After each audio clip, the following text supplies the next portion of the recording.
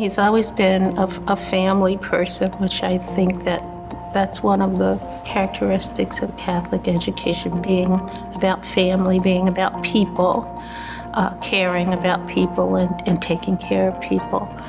And I saw that in Eric all the time. So I met Eric Greene when he was a new 6th grader at Rosa Parks Catholic Middle School.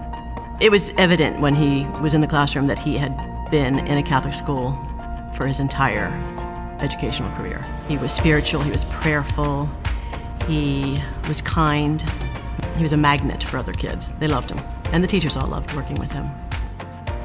Music played a huge role in Eric's life. He knew early in life that he wanted to sing, and he began to work on his craft, and Catholic schools was the backdrop of his craft. He was graduating from elementary to middle, and says the program was going on, and then we got to the point where they got down to a solo. So I looked at my program, I said, Eric Greene, and he sang, I'm only human, I'm just a child.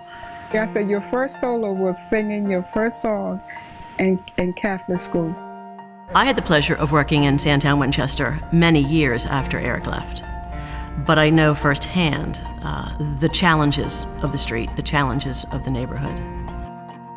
Coming through here was a very different atmosphere from out in the streets. I felt safe, I felt at home here. You know, we played here behind that wall and in this grass area here. This was our place. Whenever I passed through this gate, you know, it was sort of like this was the haven or the bubble that we lived in. You know, we stepped out of the bubble, we were in the world, we were in this world.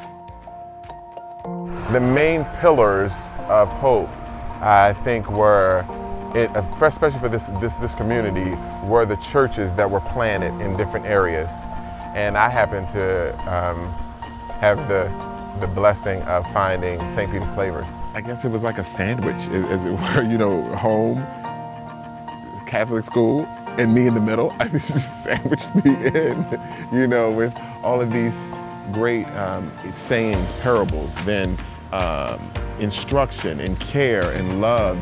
So fast forward to his Juilliard graduation and his career as an international opera singer.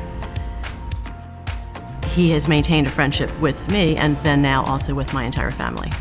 Every one of my teachers that I had in Catholic school, they were all very special. And it's so wonderful that I still am in contact with those people. You know, they are part of my family.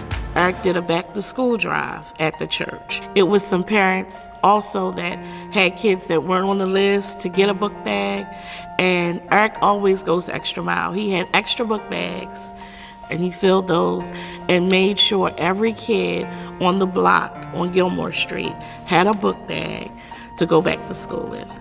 Seeing Eric and the work that he's doing and in the giving back to other people in the community gives me great hope for the kids that we have now in our schools, because they too are receiving the same quality education, the same spiritual, religious background. They know that they're going to become people for others, and that's the importance of educating the children. The donations that are given to Partners in Excellence make that happen. I really am the sum of many, many, many parts. And so many of those parts came from my Catholic school upbringing. But I know that my story would not be the story that we're telling today had it not been for the people that I met. And these are people I'm talking about from Catholic school.